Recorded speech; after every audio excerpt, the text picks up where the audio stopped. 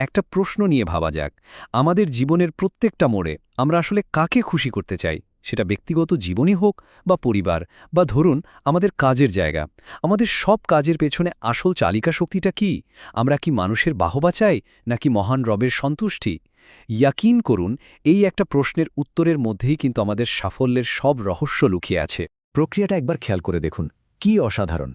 যখন কোনো মানুষ শুধু আল্লাহকে খুশি করার সিদ্ধান্ত নেয়, তখন সবার প্রথমে আল্লাহ নিজে তাকে ভালোবাসতে শুরু করেন। এরপর তিনি ফেরেশতাদেরকে হুকুম দেন সেই ব্যক্তিকে ভালোবাসার জন্য। আর সবশেষে কি হয় জানেন? আসমান থেকে পৃথিবীর মানুষের মনে ওই ব্যক্তির জন্য ভালোবাসা তৈরি করে দেওয়া হয়। তার মানে কি দাঁড়ালো? সৃষ্টিকর্তাকে খুশি করতে পারলে তার সৃষ্টির ভালোবাসা পাওয়াটা তো একদম নিশ্চিত। আর এর ঠিক উল্টো দিকে মানুষকে খুশি করার চেষ্টাটা, সেটা একটা বৃথা চেষ্টা ছাড়া আর কিছুই না। কেন? কারণটা খুব সহজ। আপনি চাইলেও পৃথিবীর সব মানুষকে একসাথে খুশি করতে পারবেন না, এটা অসম্ভব। আর আল্লাহ যদি আপনার উপর অসন্তুষ্ট থাকেন, তাহলে দেখবেন আপনার সবচেয়ে কাছের মানুষগুলো, হোক সে বাবা মা বা জীবনসঙ্গী, তারাও আপনার উপর স্থায়ীভাবে খুশি থাকবে না। আসলে মানুষের সন্তুষ্টি খুবই ক্ষণস্থায়ী, আর সব সময় কোনো না কোনো শর্তের ওপর নির্ভর করে। আচ্ছা, একটা প্রশ্ন তো আসতেই পারে। আমরা তো বুঝলাম কোনটা সঠিক পথ, কিন্তু তারপরেও কেন আমরা প্রায়ই ভুল পথে চলে যাই? এর কারণ হলো একটা অদৃশ্য শক্তি আছে, যে কিনা সবসময় আমাদের মনে অসন্তুষ্টির বীজ বুনতে থাকে। চলুন তার সেই কৌশলগুলো একটু চিনে নেওয়া যাক। শয়তান কিন্তু আল্লাহকে সরাসরি চ্যালেঞ্জ করে বলেছে যে সে মানুষকে পথভ্রষ্ট করেই ছাড়বে। আর তার মূল লক্ষ্যটা কি? তার আসল কাজ হল মানুষকে আল্লাহর দেওয়া অসংখ্য নিয়ামতের ব্যাপারে অকৃতজ্ঞ করে তোলা, যাতে মানুষ সারাক্ষণ একটা অতৃপ্তি, একটা অভিযোগের মধ্যে ডুবে থাকে আর আল্লাহর শুকরিয়া আদায় করতে ভুলে যায়। তার প্রথম টার্গেট হলো আমাদের পরিবার। সে পারিবারিক জীবনে অশান্তি তৈরি করার চেষ্টা করে। যেমন ধরুন, স্বামী স্ত্রীর মনে একজন আরেকজনের ব্যাপারে নানান সন্দেহ ঢুকিয়ে দেয়, উস্কানি দেয়। আর এর একটাই উদ্দেশ্য, তাদের সুন্দর সম্পর্কটা নষ্ট করে দেয়া, পরিবারের শান্তিটা কেড়ে নেওয়া। এরপর সে আমাদের মনে ঢুকিয়ে দেয় সামাজিক হিংসা বা ঈর্ষা। ওই যে, ওর তো গাড়ি আছে, আমার নেই, বা ওদের বাড়িটা কত সুন্দর, আমাদেরটা এমন কেন? এই ধরনের তুলনাগুলো সে আমাদের মাথায় ঢুকিয়ে দেয়। আর এর ফলে কি হয়? আমাদের নিজেদের যা কিছু আছে সেগুলোর প্রতি আমরা অকৃতজ্ঞ হয়ে যাই, আর মনে জন্ম নেয় শুধু অতৃপ্তি আর অসুখ। আমাদের কাজের জায়গাতেও কিন্তু তার ফাঁদ পাতা আছে। সে এসে কানে কানে কুমন্ত্রণা দেয়, আরে এত খেটে কি হবে, বেশি কাজ করলে তো বস আরও কাজের বোঝা চাপিয়ে দেবে। এই ধরনের চিন্তা মাথায় ঢুকিয়ে সে আমাদের অলস করে তোলে। আর এই অলসতা আমাদের ব্যক্তিগত উন্নতি তো বটেই, প্রাতিষ্ঠানিক উন্নতির পথেও একটা বড় বাধা হয়ে দাঁড়ায়। তার আরেকটা মারাত্মক কৌশল হল ভয়। সে আমাদের মনে ভয় ঢুকিয়ে দেয়। বস যদি রেগে যায়, চাকরিটা যদি হঠাৎ করে চলে যায়, এই সব ভয় দেখিয়ে সে একজন ভালো কর্মীকে তেলবাজ বা চাটুকারে পরিণত করে ফেলে। আর ফলাফল, তার নিজের সততা আর আত্মমর্যাদা দুটোই নষ্ট হয়ে যায়। তাহলে এখন প্রশ্ন হল, শয়তানের এই সমস্ত কৌশল থেকে বাঁচার উপায়টা কি? উপায় আছে। এর জন্য আমাদের চরিত্রের মধ্যে দুটো গুণকে একদম গেঁথে ফেলতে হবে। এই দুটো গুণ আমাদের জন্য ঢালের মতো কাজ করবে। আর সেই গুণ দুটো হল দায়িত্ববোধ এবং আমানতদারিতা। দায়িত্ববোধের কথা বললে খলিফা ওমর রাদিয়াল্লাহুর একটা ঘটনা না বললেই নয়। একবার ভাবুন, প্রচণ্ড গরমে মরুভূমির মধ্যে তিনি একা একা জাকাতের একটা হারানো উট খুঁজে বেড়াচ্ছেন। কেউ একজন তাকে জিজ্ঞেস করল, আপনি খলিফা হয়ে এত কষ্ট কেন করছেন? তিনি কি জবাব দিয়েছিলেন জানেন? তিনি বলেছিলেন, কিয়ামতের দিন যেন আল্লাহ আমাকে এই দায়িত্বে অবহেলার জন্য প্রশ্ন করতে না পারেন, তাই আমি এ কষ্ট করছি। এখান থেকে কি বোঝা যায়? আসল দায়িত্ববোধটা আসে আল্লাহর কাছে জবাবদিহিতার ভয় থেকে, কোনো মানুষের প্রশংসা পাওয়ার জন্য নয়।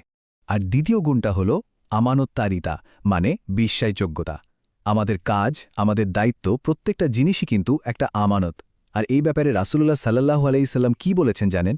তিনি বলেছেন, যার মধ্যে আমানতদারিতা নেই, তার আসলে ঈমানই নেই। একবার ভেবে দেখুন কথাটা। তার মানে কাজে ফাঁকি দেওয়া বা দায়িত্বে অবহেলা করাটা শুধু একটা পেশাগত অন্যায় না, এটা সরাসরি আমাদের ঈমানের সাথে জড়িত একটা বিষয়। ইসলামের একটা খুব সুন্দর মূলনীতি আছে, সেটা হলো কর্মফল। মানে আপনি যা করবেন তাই আপনার কাছে ফিরে আসবে। আপনি যদি অন্যের অধিকার নষ্ট করেন বা তার আমানত রক্ষা না করেন, দেখবেন অন্য কোনো দিক দিয়ে আপনার নিজের অধিকারও নষ্ট হচ্ছে। সোজা কথায়, আপনি অন্যের সাথে যেমন ব্যবহার করবেন, ঠিক সেই রকম প্রতিদানই নিজের জীবনে ফেরত পাবেন। তো এতক্ষণ তো আমরা মূল নীতিগুলো নিয়ে কথা বললাম। এখন চলুন এমন কিছু বাস্তব, মানে প্র্যাকটিক্যাল পদ্ধতির কথা জেনে নিই, যেগুলো আমাদের জীবনে এই গুণগুলো গড়ে তুলতে সাহায্য করবে আর আমাদের সত্যিকারে মনের শান্তি এনে দেবে। এখানে আমরা মূলত 4টে ধাপের কথা বলবো যা আমাদের জীবনটাকে একটা শৃঙ্খলার মধ্যে নিয়ে আসতে পারে। 1 নম্বর, আল্লাহকে সবার আগে রাখা। 2 নম্বর, নিজের উপার্জনটা হালাল কিনা তা নিশ্চিত করা। 3 নম্বর, সময়ের সঠিক ব্যবহার করা। আর 4 নম্বর, আমরা যে যাই করি না কেন সেই কাজে সেরা হওয়ার জন্য চেষ্টা করা। প্রথম ধাপটা নিয়ে বলি, আল্লাহকে অগ্রাধিকার দেওয়া। এর একটা খুব সহজ প্র্যাকটিস হলো যখনই আজান হবে সাথে সাথে অন্য সব কাজ থামিয়ে দেওয়া। একবার ভেবে দেখুন, যিনি খোদ সময়ের মালিক, আপনি যখন তাকে সময় দেবেন তখন তিনি কি আপনার বাকি সময়ে বরকত দেবেন না? অবশ্যই দেবেন। আপনি যখন আল্লাহকে 1 নম্বরে রাখবেন, আল্লাহ আপনাকে সবার সামনে সম্মানিত করবে। এরপর আসছে হালাল উপার্জন। এটা কিন্তু ইবাদাত কবুল হওয়ার একটা প্রধান শর্ত।